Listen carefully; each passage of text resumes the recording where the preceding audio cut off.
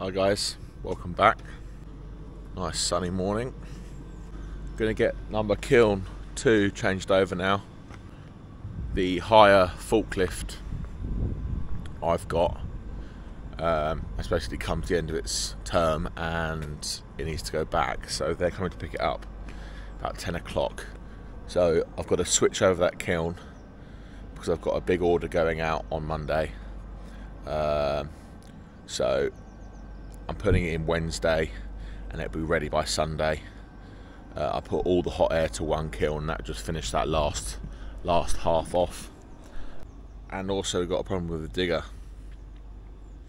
I got Kubota out, as you can see here.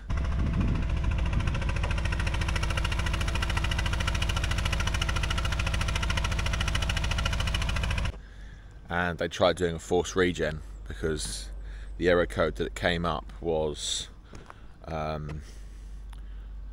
regular regens or multiple regens in a certain amount of time. So they tried to do a forced regen, but it wouldn't complete the forced regen, and that is because the injectors, or some of the injectors, have gone. So you're gonna have to get some more injectors in it. I'm gonna bring them up today, try and get them to fit me in as soon as possible because production's come to a bit of a halt. You can't use it because it dies. So hopefully you don't need a DPF as well. It's all been clogged up by black smoke basically from the injector issue. Kind of is what it is, you know. Can't plan these things, but change the injectors, then give it a forced regen. If the DPF is blocked, then might have to get a DPF as well. We'll have to see. But for now, gonna have to get the forklift, unload Kiln 2, put this last load in, and just keep the burner going.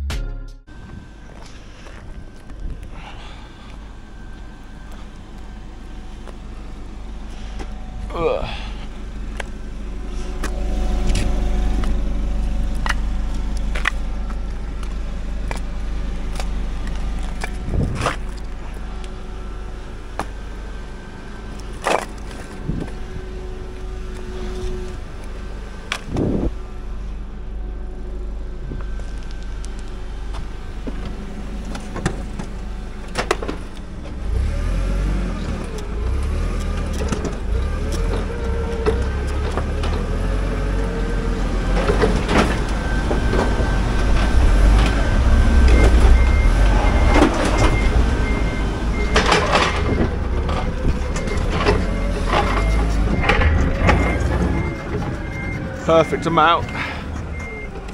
6 more cages fit in there. And we've got to get an IBC of some kindling that was a little bit damp, or green maybe I should say. It's mainly sap. That needs to go in the kiln just to finish off. I've been taking 3 up down there, but there's a bit of a soft spot here, and I don't want to sink.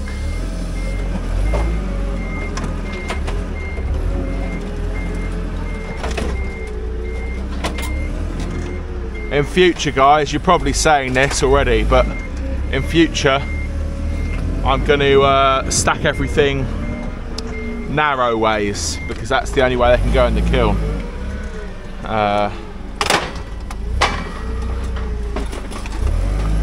it's a bit annoying because we tend to pick them up widthways, and also you have to rotate. You don't have to rotate them widthways, but I like to.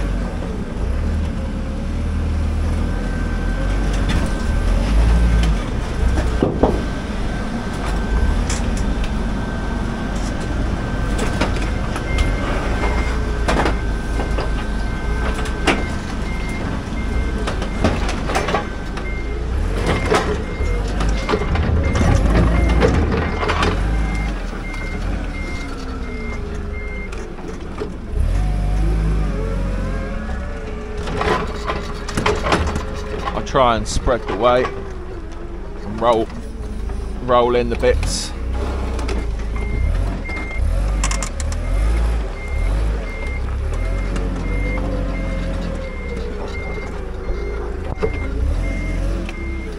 That's right.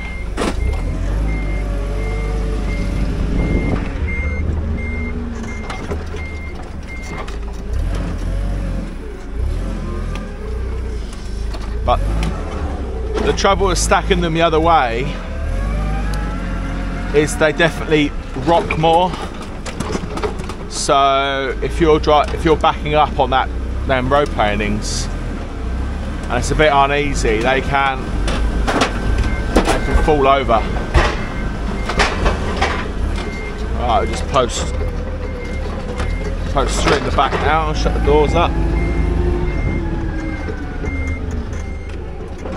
We've got no more wood left. Digger's broken. Oh, bloody hell. We've got a lot of timber though, so once that digger's fixed, we're going to be really busy on just filling up all these cages.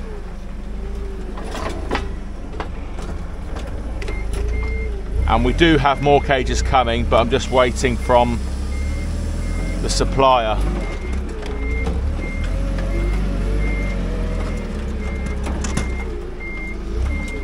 I've ordered another,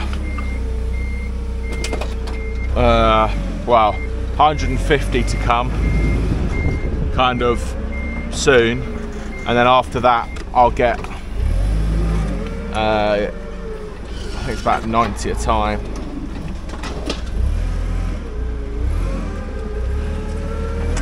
You really can't go wrong getting ahead on the old processing and, well, seasoning. Some of them are starting to dry up a little bit, which is nice. Hasn't been the best weather either.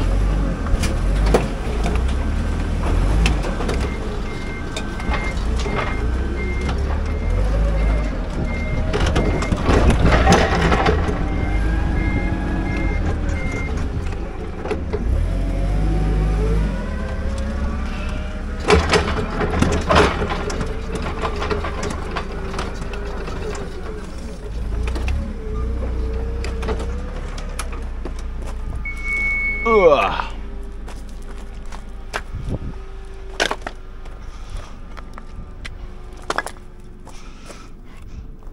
Grass has been cut for hay.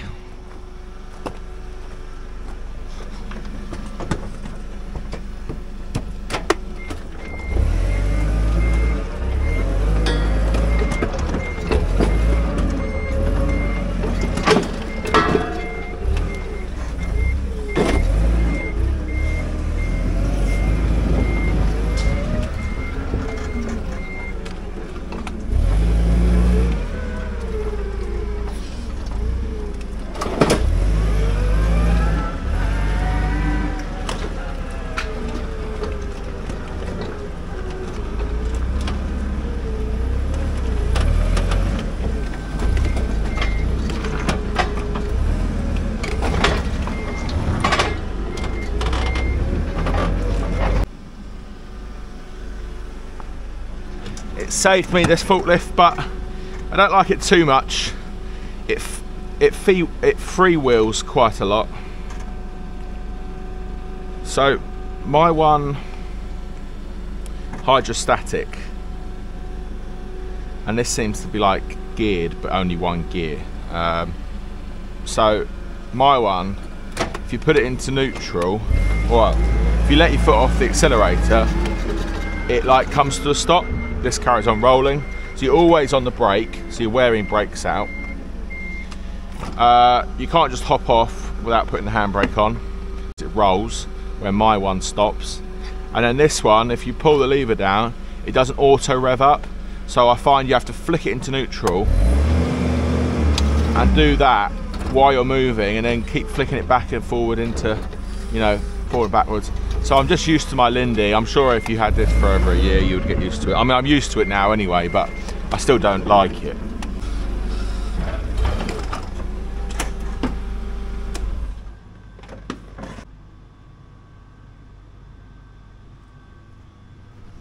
Some of these cages, guys, have shrunk a lot. Well, most of them have. I mean, look at that. They've all dropped down about halfway up this bar, and they were full, like we were putting in earlier. That is just how much shrinkage there is from the wood when it dries. It actually really, it still amazes me today how much it shrinks, really.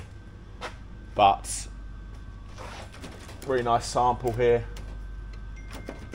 I'll let them cool down and I'll test some. I've already tested them anyway, but I'll show you on camera.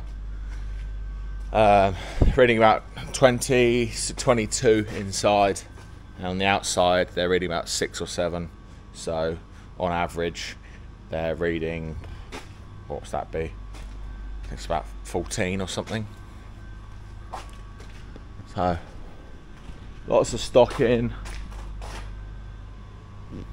But it's all going out on Monday.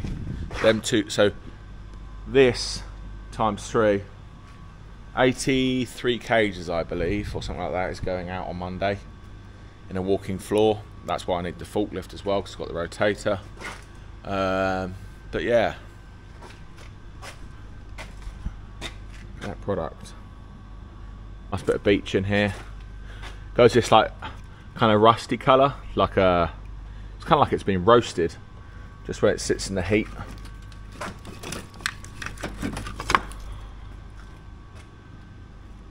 It's a bit knotty, that bit, but I do absolutely love beech for cooking. It's a gorgeous day. I'll give you an update on the wood when that's cooled down. That's it, on and gone. Now it's time to get on the phone and try and chase up my forklift, see if it's finished. He obviously did the ring gear and the starter, like I said, and then he found a few other bits he changed as well, so it should be 100% when it comes back, which is good.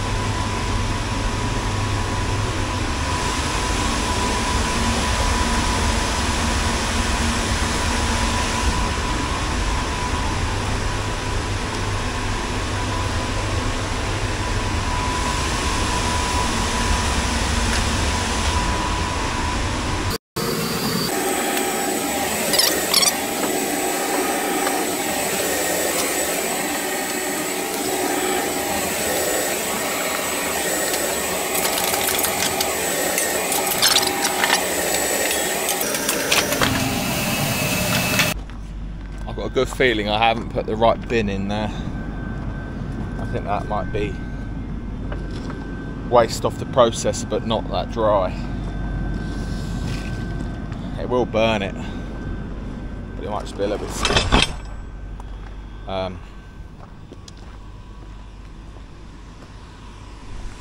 Still burning pretty clean. if I can build that ember layer up, it will still burn it absolutely fine, because as it filters through the embers, it will heat up to gasification kind of temperature. So we'll grab a couple of these logs, just give it a bit of a test.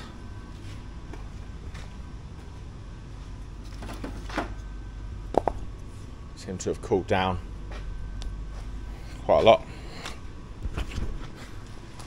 Guys, if you're testing your logs with a moisture meter, make sure they've cooled down all the way through to the middle, because it otherwise gives it a false reading. So, pro tip. These are the 2 logs I've just brought in. Axe.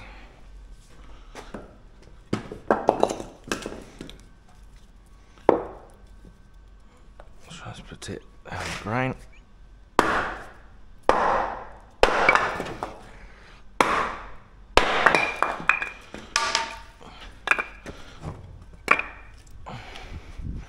They're a bit warm inside still. Been at the kiln for about an hour, I suppose. A bit longer. Tiny bit warm, so they may read a little bit high. We'll see. 21. You guys can see that.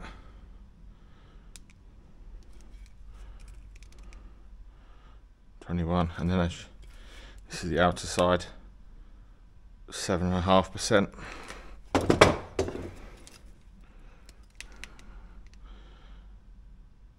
23.5. Same face, yeah, 24.